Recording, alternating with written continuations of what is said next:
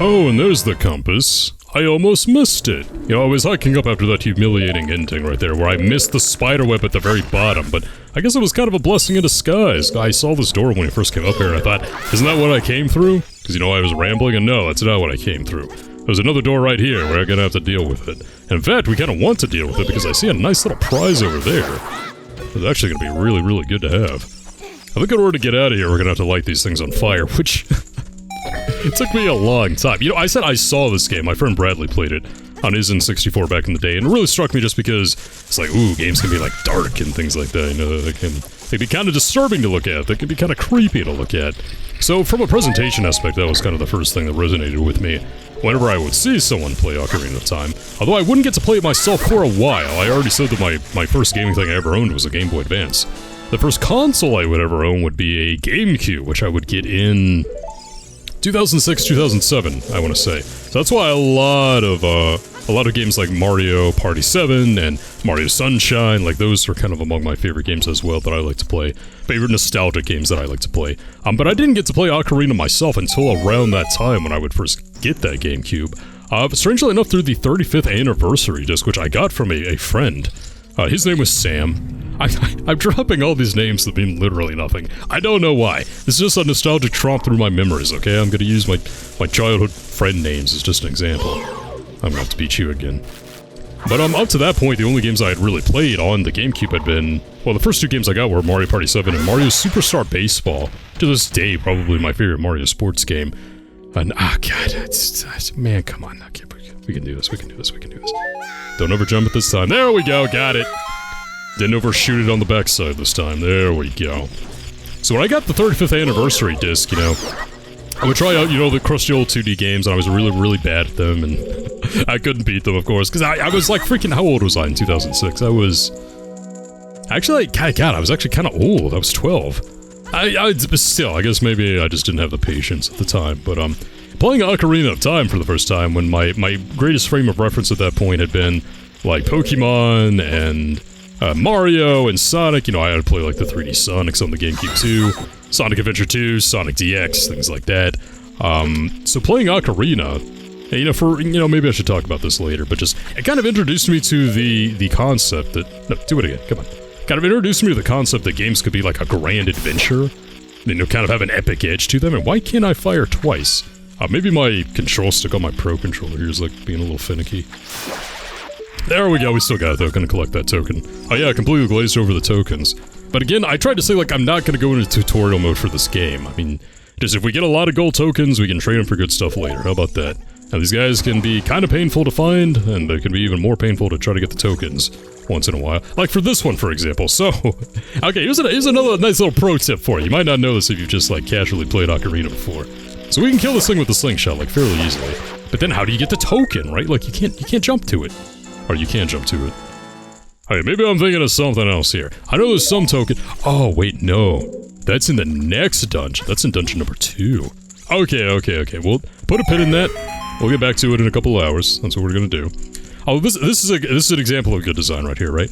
So you couldn't get the chest before, and you want the chest. Like, you always want the chest in these games, because it's covered with a spider web.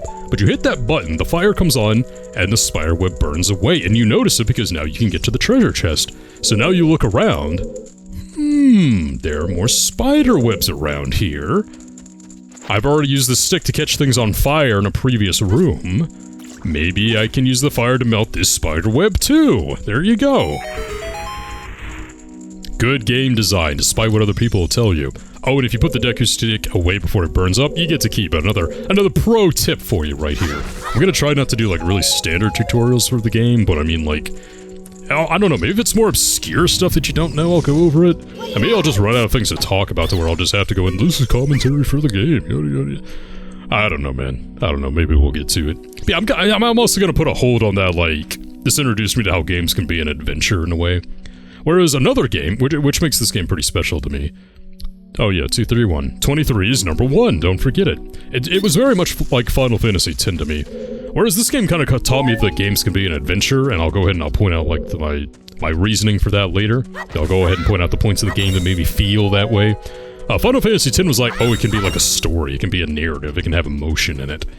And there we go, look at this puzzle. We have to find a diamond to whack. Is this a puzzle? I don't know, maybe it's just trying to show off the 3D nature of it because no one had played a 3D Zelda before. I don't freaking know. Like, is it really that offensive? I should lay off the shade right here. I am in no position to be throwing shade. Alright, I am not nearly relevant enough. Alright, to be throwing shade like this, so I'm gonna stop. Again, I want this to be an overall positive experience, so I'm gonna stop while I'm ahead with that one, but here's another fun one too. Now we just told us that you can dive underwater, right? Which naturally makes you want to go underwater and dive and see if you can find goodies. That's the actual switch. I think that one may be timed though. It is timed. Oh man, I always hated the timer in this game. Come back over here, platform. Oh, the tension. Cut it with butter. Here we go. Or cut it with a butter knife. Cut it with a knife. And not only am I throwing shade that I have no right to be throwing, I'm bungling my analogies here as well. There we go, though. Okay, for this guy, I'm about to kill you with the slingshot. There we go, that's one hit. These guys are also another good, really example of power progression throughout this game. How Link slowly gets stronger as he goes along and he gets more equipment and other things happen, gets older. God, is that a spoiler at this point? It really isn't. But those guys are a good example, because for right now, you gotta wait till they put their guard down, right? Not gonna be the case in the future, as we'll get to. There's one moment that I think especially demonstrates that really, really well, but it's still a ways off. Still getting the 3D tutorials right here. Alright, let's go ahead and grab this. Just teaching us that we do have a very... There we go, we have a very wide repertoire of motions that we can actually use. Oh, and yeah, and you can tell that this is the Wii U Virtual Console version because of the symbol on those blocks right there. That symbol was different in the original N64 release. I'm sure that's common knowledge, though. It was changed because it looked like religious symbolism, I think? Is that what it was? I don't know, man.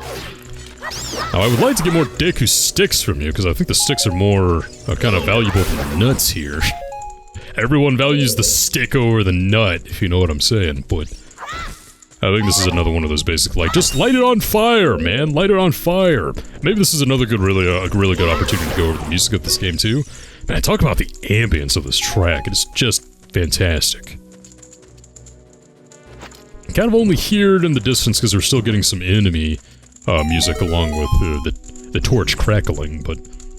that's kind of another revolutionary thing for this game. Yeah, comparing it to Mario 64 again. Did these guys respawn? I wouldn't mind getting to our max of like 10 Deku Sticks, actually. Yeah, I think they do. Let's go ahead and max this out, shall we? Yeah, 10 Deku Sticks. So we're all maxed out on all our equipment. Fantastic. But I mean, like, so you walk and it sounds like you're walking. You hit a wall and it sounds like you hit a wall. Like, you see a torch and you hear it and it sounds like a torch that's crackling. Like, all things that were absolutely impossible on the SNES. That leads to a level of immersion that I can only imagine offered people back in 1998. Because, you know, when I played this game for the first time, I had already played other 3D games, right? So the level of immersion wasn't quite there. I was kind of, like, already used to, like, to the... I don't want to say 3D tricks or anything like that, but that is hideous. Oh my god, go away. What are these, by the way? We can't see what their name is. Gohma larva? Look out when it gets ready to pounce. Should be a little bit more careful about how I maneuver around here. The rule of thumb is always get the shield up, right? There we go. Get you little buggers out of here. Yeah, I feel like the level of immersion that this game offered, at least on the N64, was kind of unmatched at the time. I'm trying to think of other games, you know? I don't know if other games would have reached, like, this level of popularity, really, because Zelda is kind of like... well, at least it was, until... God, am I gonna throw more shade here? Am I throwing more... No, I'm just going to state my opinion, okay? The reason, you know, I've kind of been going in reverse order for these Zelda games. I started with Breath of the Wild, I've been making my way back. There is a very specific reason why I skipped Skyward Sword. I don't like Skyward Sword at all. If you like it, look, like what you like, I'm not gonna be mean about it. But there's a reason that we've gone from Twilight Princess to Ocarina. I don't like Wind Waker either. I think it's better than Skyward Sword in a lot of ways, but... just the structure of Wind Waker I don't really like, and especially the presentation. But kind of pre-Wind Waker, especially with Ocarina of Time and Majora's Mask. And also, I'm not playing Majora first, in reverse chronological order, because, I mean, it's a direct sequel. You gotta play the games in order, but I feel like up to this point, you know, Zelda was kind of the darker, more serious first-party Nintendo series. I can't really think of anything else that... I mean, what was releasing on the N64 at the time? You had F-Zero? I mean, kind of a racer. Not really like a Dark Moon or anything like that. You had Kirby 64, I mean, kind of the opposite of that. What else do we have? I mean, the N64 I know a lot of people are very nostalgic for the N64, but... Now look at the lineup of games, you know, it's not fantastic. We got all the Mario parties, there was no Metroid on it, yeah, I think this might be like the darkest first-party Nintendo game on the system, you know, at least at the time, before Majora's Mask came out. I'm kind of struggling, you know, I didn't own an N64, so I wouldn't really know, but...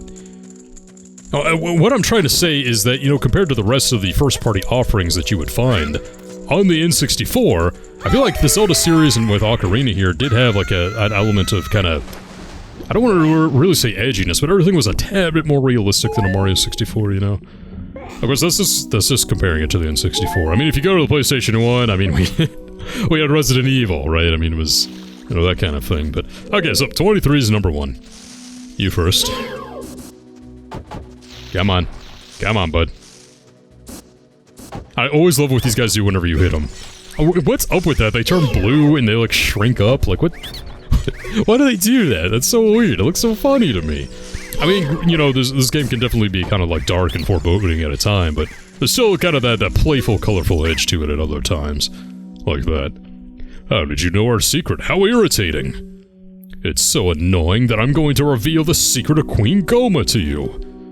In order to administer the coup de grace to Queen Gohma, strike with your sword while she's stunned. Oh, Queenie.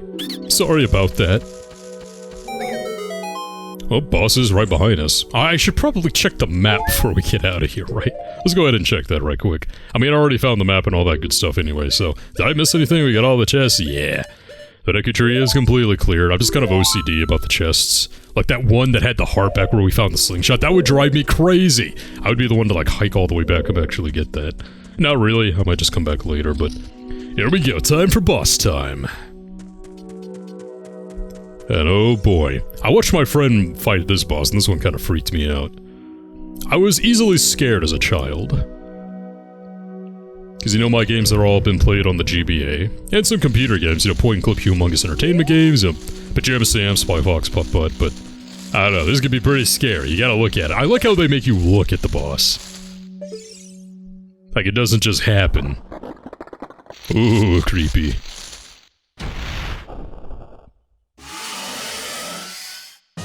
Parasitic Armored Arachnid, Gohma. Alright, so, like he said, gotta hit it whenever the eye is pulsating, bulging red. So we do that. Then I'm actually gonna get out a Deku Stick and we're gonna do a jump attack. Gonna get it again, because I think that does more damage, actually. Like I said, I think the Deku Stick actually does kind of like double the damage, so instead of getting like a jump attack off with the Kokiri sword, I think a Deku Stick does more damage. Of course, that's kind of predicated on being able to like hit it more than once, so... Alright, and if we hit it before... She's actually able to do that, she can't lay any more eggs. And there we go, it only takes 3 hits with the Deku Sticks. There you go.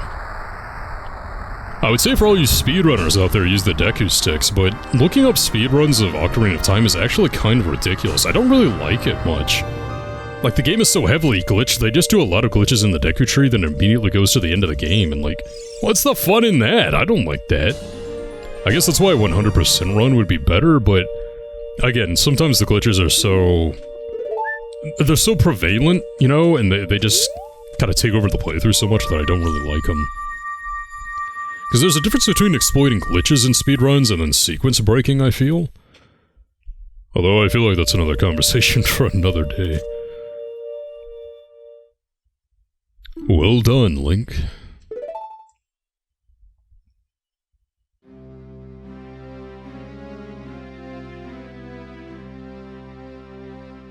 Thou hast verily demonstrated thy courage. I knew that thou wouldst be able to carry out my wishes. Now, I have yet more to tell ye. Wouldst thou listen? Now, listen carefully. A wicked man of the desert cast this dreadful curse upon me.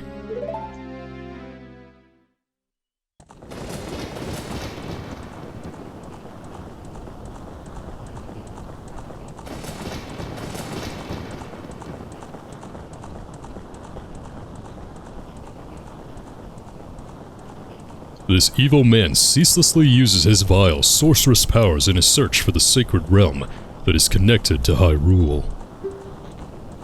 For it is in that sacred realm that one will find the divine relic, the Triforce, which contains the essence of the gods.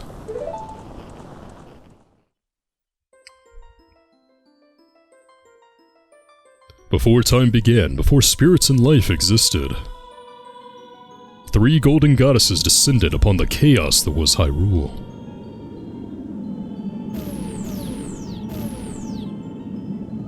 Din, the goddess of power. Nehru, the goddess of wisdom. Faeror, the goddess of courage.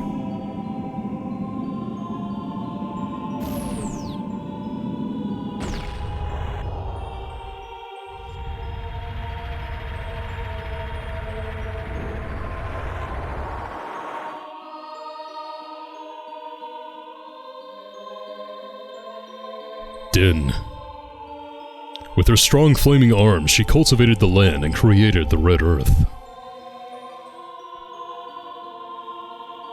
Nehru poured her wisdom onto the earth and gave the spirit of law to the world.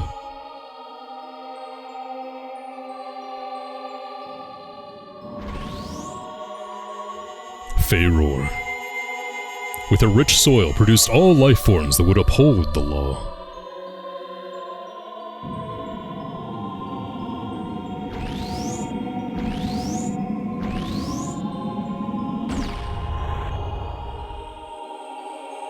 The 3 great goddesses, their labors completed, departed for the heavens, and golden sacred triangles remained at the point where the goddesses left the world. Since then, the sacred triangles have become the basis of our world's providence. And the resting place of the triangles has become the sacred realm.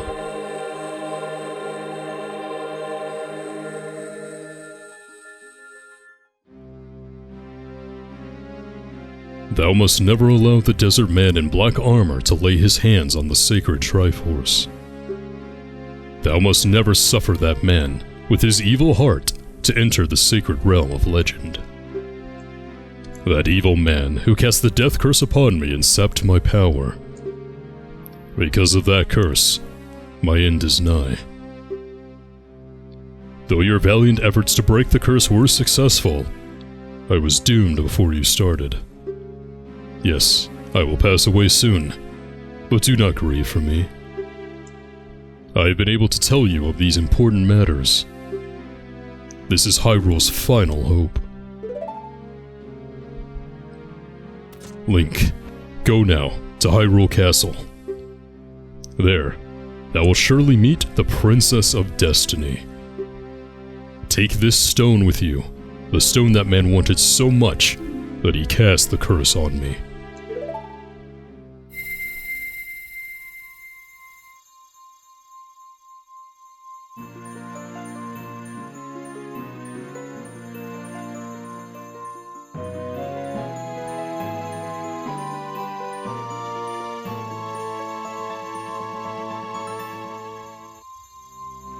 You got the Kokiri's Emerald. This is the spiritual stone of the forest, now entrusted to you by the great Deku Tree.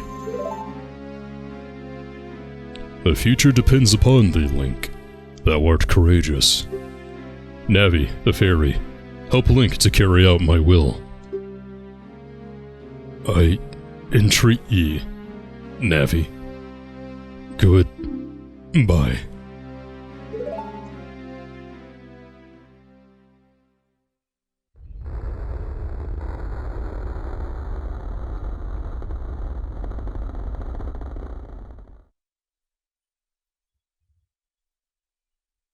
Let's go to Hyrule Castle, Link. Goodbye, great Deku Tree.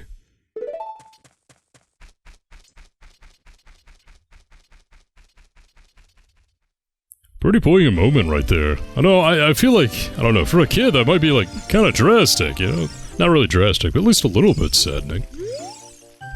Hey Link, what did you do? The great Deku Tree, did he die? How could you do a thing like that? It's all your fault. I mean, it's not my fault. Have you even talked to the guy? I feel like you're not important as you say you are, Mido.